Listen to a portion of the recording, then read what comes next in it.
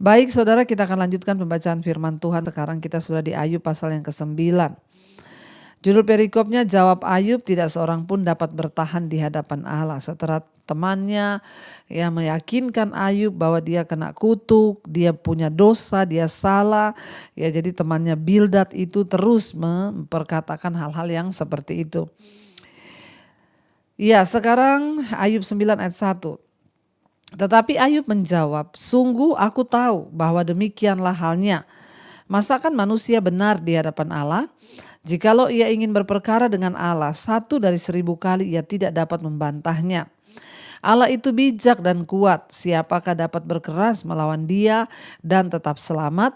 Dialah yang memindahkan gunung-gunung dengan tidak diketahui orang, yang membongkar bangkirnya dalam murkanya, yang menggeserkan bumi dari tempatnya sehingga tiangnya bergoyang-goyang, yang memberi perintah kepada matahari sehingga tidak terbit, dan mengurung bintang-bintang dengan materai.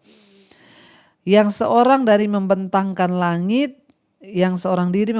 langit dan melangkah di atas gelombang-gelombang laut, yang menjadikannya ya bintang biduk, bintang belantik, bintang kartika, dan gugusan-gugusan bintang ruang selatan. Saudara, kita melihat di sini ya, Ayub tidak membantah apa yang dikatakan oleh sahabatnya Bildad. Dia bilang, aku setuju, memang benar ya. Tidak ada orang bisa berbantah dengan Tuhan, bahwa Tuhan itu yang maha kuasa dan semua manusia pasti punya kesalahan dan dosa. Bahkan kita tidak bisa mau berperkara dengan Tuhan, maka tidak mungkin kita menang, karena Tuhan yang menciptakan bumi, menggeserkan gunung-gunung dari tempatnya, itu yang Ayub katakan. Bildad tidak mengatakan sesuatu yang baru kepada Ayub. Ya, Ayub mengetahui bahwa ya kalau orang itu jahat maka pada akhirnya dia akan binasa, dia akan tertimpa malapetaka dan dia pasti akan lenyap. Tetapi keadaan ini membingungkan Ayub, saudara. Kalau begitu, ya mengapa Ayub akan binasa? Karena Ayub merasa bahwa hidupnya itu layak ya di hadapan Tuhan, dan dia justru tidak layak menerima penderitaan yang begitu hebat. Ya, karena itu dia ingin ya memperkarakan itu di hadapan Tuhan, saudara. Ayub ingin berperkara dengan Tuhan. Sekalipun demikian, Ayub menyadari bahwa berdebat dengan Tuhan itu sia-sia. Ya, percuma, maka pada akhirnya kita hanya harus taat dan tunduk kepada Tuhan. Ya, dan ya meskipun Ayub menunjukkan ketidaksabarannya kepada Allah, tapi dia tidak menolak atau mengutuki Allah, saudara. Dan di sana ya Ayub berkata, bahkan Tuhanlah yang menciptakan semua bintang-bintang dalam gugusannya. Ya, ayat yang ke-10, yang melakukan perbuatan-perbuatan besar yang tidak terduga dan keajaiban-keajaiban yang tidak terbilang banyaknya. Ayat 11, apabila ia melewati aku tidak melihatnya, dan bila ia lalu aku tidak mengetahui. Apabila ia merampas, siapa akan menghalanginya? Siapa akan menegurnya? Apa yang kau lakukan? Allah tidak menahani murkanya, di bawah kuasanya para pembantu Rahab membungkuk. Lebih-lebih aku, di mana aku dapat membantah dia? Memilih kata-kataku di hadapan dia. Walaupun aku benar, aku tidak mungkin membantah dia. Malah aku harus memohon belas kasihan kepada yang mendakwa aku. Bila aku berseru, ia menjawab, aku tidak dapat percaya bahwa ia sudi mendengarkan suaraku. Dialah yang meremukkan aku dalam angin ribut, yang memperbanyak hak lukaku dengan tidak semena-mena. Yang tidak membiarkan aku bernafas tetapi mengenyangkan aku dengan kepahitan. Ya, jadi Ayub ini, saudara, sudah berkata-kata ya. Dia bilang, memang aku ini ya sudahlah. Ya, tidak bisa berbantah dengan Tuhan, yang aku harus lakukan hanya menerima semua keputusannya. Bahwa sekalipun juga aku benar ya, aku tidak mungkin bisa bantah Tuhan. Siapa yang bisa menasihati Tuhan? Ya, Ayub berkata ya, aku juga tidak percaya kalau dia masih mau menjawab aku. Jadi saudara, nasihat dari teman-temannya itu sedikit membuat Ayub ini imannya mulai tergoncang. Ya, dia mulai memperkatakan bahwa ya Tuhan itu tidak membiarkan aku bernafas, tetapi dia mengenyangkan aku dengan kepahitan, kata Ayub. Ya, jika mengenai kekuatan tenaga, dialah yang mempunyai. Jika mengenai keadilan, siapa dapat menggugat dia? Sekalipun aku benar, mulutku sendiri akan menyatakan aku tidak benar. Sekalipun aku tidak bersalah, ia akan menyatakan aku bersalah. Aku tidak bersalah, aku tidak pedulikan diriku, aku tidak hiraukan hidupku. Semuanya itu sama saja. Itulah sebabnya aku berkata, yang tidak bersalah dan yang bersalah kedua-duanya dibinasakannya. Ya, jadi kita lihat di sini saudara, Ayub ini sudah agak stres. Dia sudah tidak lagi mempercayai ya bahwa orang yang benar itu ya akan diluputkan karena dia mengalami pencobaan yang begitu berat menurut dia. Ya, sekalipun Ayub bilang aku ini benar, maka mulutku sendiri akan mengatakan bahwa aku ini tidak benar. Ayub bermaksud mengatakan kendati kehidupanku ini baik. Kalau Allah sudah memutuskan untuk menghukum aku, ya maka tidak bisa dielakkan saudara. Saat penderitaannya berlanjut, dia menjadi makin tidak sabar. Meskipun Ayub tetap setia kepada Allah, dia membuat berbagai pernyataan yang kemudian ya dia akan sesali saudara. Dalam masa-masa sakit yang berkepanjangan, dalam kita menghadapi penderitaan yang mungkin sudah lama kita rasa gak selesai, memang adalah wajar ketika manusia itu ingin menyerah, menjadi ragu, putus asa, bahkan tidak sabar menunggu masa-masa sulit itu.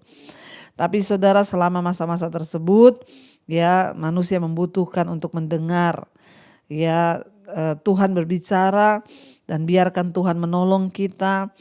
Dan mari kita mulai buang pemahaman-pemahaman yang tidak benar tentang Tuhan, rasa frustasi, ya bahkan ketidaksabaran kita, itu semua tidak akan menolong. Justru akan membawa kita lebih hancur. Ayub bilang, biarpun aku benar percuma karena Tuhan akan menyatakan bahwa aku tidak benar. Ya, biar aku tidak bersalah, tapi Tuhan akan menyatakan bahwa aku ini bersalah. Jadi dia bilang gak ada guna, sama saja kan. Ya, mau hidup benar, mau hidup tidak benar, ya dia bilang untuk apa? Semua dua-dua akan dibinasakan. Ayat 23, bila semestinya membunuh dengan tiba-tiba, ia mengolok-olok keputusasaan orang yang tidak bersalah. Bumi telah diserahkan ke dalam tangan orang fasik dan mata para hakimnya telah ditutupnya. Kalau bukan oleh dia, oleh siapa lagi? Hari-hariku berlalu lebih cepat daripada seorang pelari, lenyap tanpa melihat bahagia, meluncur lewat laksana perahu dari pandan. Seperti Raja Wali yang menyambar mangsanya, bila aku berpikir aku hendak melupakan keluh kesahku, mengumbah air mukaku dengan bergembira, maka takutlah aku kepada segala kesusahanku. Aku tahu bahwa engkau tidak akan menganggap aku tidak bersalah. Aku dinyatakan bersalah, apa gunanya? Aku menyusahkan diri dengan sia-sia, walaupun aku membasuh diriku dengan salju, mencuci tanganku dengan sabun, namun engkau akan membenamkan aku dalam lumpur sehingga pakaianku merasa jijik terhadap aku. Karena dia bukan manusia seperti aku sehingga aku dapat menjawabnya, mari bersama-sama menghadap pengadilan. Tidak ada wasit di antara kami yang dapat memegang kami berdua. Biarlah ia menyingkirkan pentungnya daripadaku, jangan aku ditimpa kegentaran terhadap dia. Maka aku akan berbicara tanpa rasa takut terhadap dia karena aku tidak menyadari kesalahanku. Jadi saudara, kita lihat di sini bahwa sebenarnya Ayub itu tahu ya bahwa dia tidak menyadari semua kesalahannya. Makanya saudara, ketika kita ini sedang dalam proses Tuhan, lebih baik tidak usah bicara kalau kita gak mengerti apa-apa. Daripada kita akhirnya menyalah-nyalakan Tuhan. Ya, Ayub bilang tidak ada wasit antara aku dengan dia, antara aku dengan Tuhan. Jadi buat apa juga kita ribut, buat apa juga aku membela diriku. Ya saudara, ketika kita percaya bahwa Tuhan itu berdaulat, maka daripada kita protes, daripada kita bertanya kenapa, lebih baik kita berdiam diri di hadapan Tuhan. Kalau kita lihat nanti pada akhir-akhirnya apa yang terjadi, Ayub menyesali semua kata-katanya. Dia menarik semua kata-katanya dan dia duduk bertobat di hadapan Tuhan. Sekarang kita lanjut Ayub pasal yang ke-10. Apakah maksud Allah dengan penderitaan? Ya, pasal 10 ayat 1. Aku telah bosan hidup. Aku hendak melampiaskan keluhanku. Aku hendak berbicara dalam kepahitan jiwaku. Aku akan berkata kepada Allah, jangan mempersalahkan aku. Beritahukanlah aku, mengapa engkau berperkara dengan aku. Lihat ya, Ayub mulai emosi saudara. Ya, mengapa engkau berperkara dengan aku? Apakah untungnya bagimu mengadakan penindasan, membuang hasil jeripaya tanganmu, sedangkan engkau mendukung rancangan orang fasik? Saudara, ya, ini satu perkataan yang sangat kelewatan kepada Tuhan. Ayub mulai tenggelam dalam rasa mengasihani diri. Perhatikan saudara.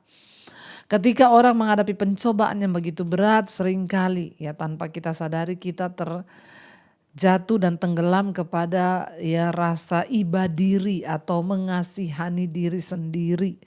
Dan itu sangat berbahaya sekali ketika orang mengasihani diri sendiri, yang dia salahkan Tuhan. Kata-kata Ayub ini ya luar biasa, dia bilang aku sudah bosan hidup. Dan aku hendak melampiaskan keluhanku, aku hendak berbicara dalam kepahitan jiwaku. Ya, kepada siapa dia pahit? Ya, kepada Tuhan saudara. Ya, Ayub merasa tertolak, Ayub merasa iba diri, mengasihani diri sendiri.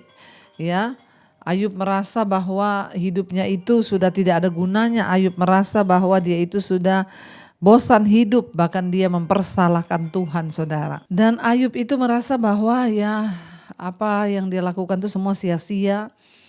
Dia bilang ya, dia berkata kepada Allah, jangan mempersalahkan aku, beritahukan mengapa engkau berperkara dengan aku. Apakah untungnya bagimu mengadakan penindasan, membuang hasil jeripaya tanganmu, sedangkan engkau mendukung rancangan orang fasik. Saudara, Ayub menuduh Tuhan membela orang jahat. Ayub menuduh Tuhan mendukung orang fasik, mendukung orang jahat. Ini sudah kebangetan saudara.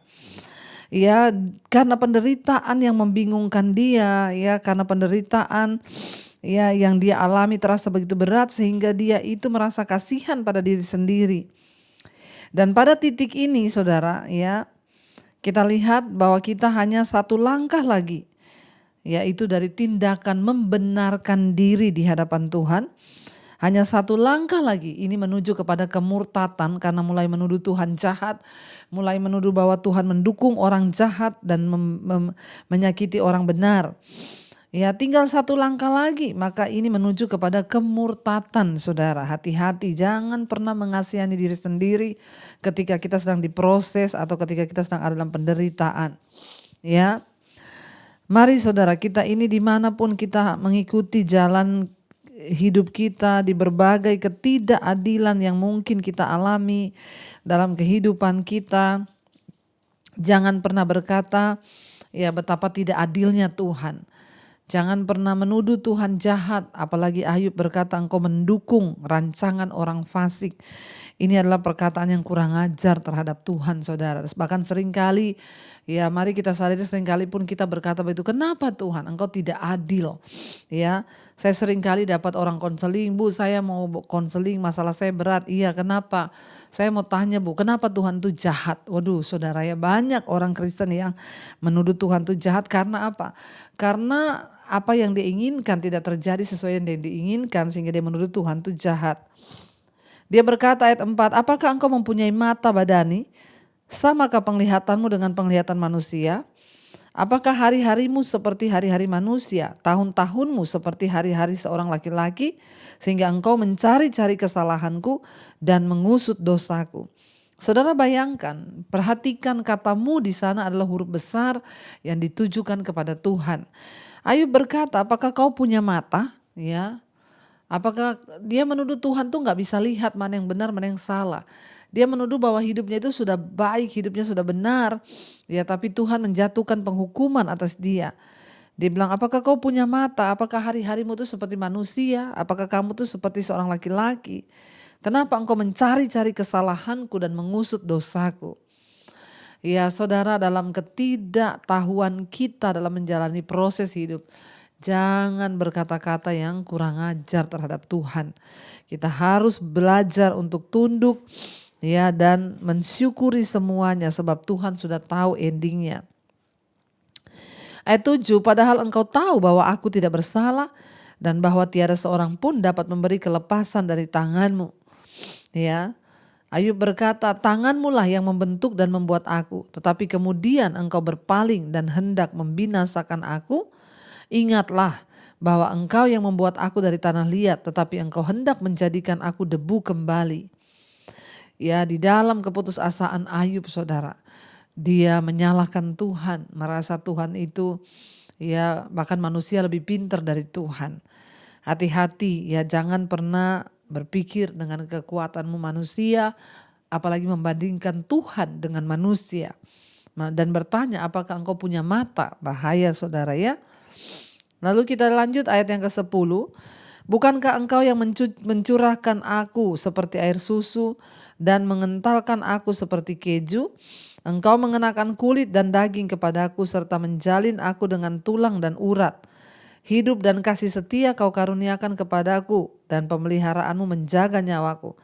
Tetapi inilah yang kau sembunyikan di dalam hatimu. Aku tahu bahwa inilah maksudmu. Ayat 14, kalau aku berbuat dosa, maka engkau akan mengawasi aku dan engkau tidak akan membebaskan aku daripada kesalahanku. Ayat 15, kalau aku bersalah, celakalah aku. Dan kalau aku benar, aku tak akan berani mengangkat kepalaku karena kenyang dengan penghinaan dan karena melihat sengsaraku. Jadi Ayub berkata-kata kepada Tuhan, saudara. Dalam frustasinya, dalam depresinya, Ayub terperangkap ke dalam sebuah kesimpulan yang sangat salah bahwa Allah sengaja membuatnya sengsara. Bahkan tidak ada arti ya hidup benarnya di hadapan Tuhan. Asumsi-asumsi yang salah akan membawa kita pada kesimpulan yang salah pula. Ya, kita seharusnya mengambil pengalaman kita yang terbatas. Lalu mari saudara ya, mari ya renungkan firman Tuhan ya dan ambil kesimpulan tentang kehidupan kita ya seperti apa kata firman Tuhan. Jangan membuat asumsi sendiri. Sebenar apapun engkau, sehebat apapun engkau. Jika kita ini meragukan Allah, saudara, ingatlah bahwa kita tidak akan memiliki seluruh ya kebenaran. Allah hanya menginginkan yang terbaik untuk hidup kita. Banyak orang menanggung penderitaan hebat, tetapi pada akhirnya mereka menemukan kebaikan yang lebih besar muncul daripada penderitaan tersebut. Apabila kita sedang bergumul, jangan beranggapan yang terburuk. Ya, saudara, percayalah bahwa Tuhan tahu endingnya. Ya, saya dulu sempat bertanya kepada Tuhan, kenapa saya harus ya diusir dari keluarga, kenapa saya harus mengalami ini, kenapa dan kenapa. Dulu saya tidak mengerti rencana Tuhan, tapi sekarang saya mengerti ya. Saya justru sekarang bersyukur, saya bilang untung Tuhan dulu saya diusir dari rumah. Kalau saya tidak diusir maka tidak akan ada Debbie Basir yang seperti hari ini. Saya tidak akan melihat kemuliaan Tuhan yang sebesar ini. Ya, kalau saya tidak diusir maka kehidupan kekristenan saya hanya biasa-biasa saja.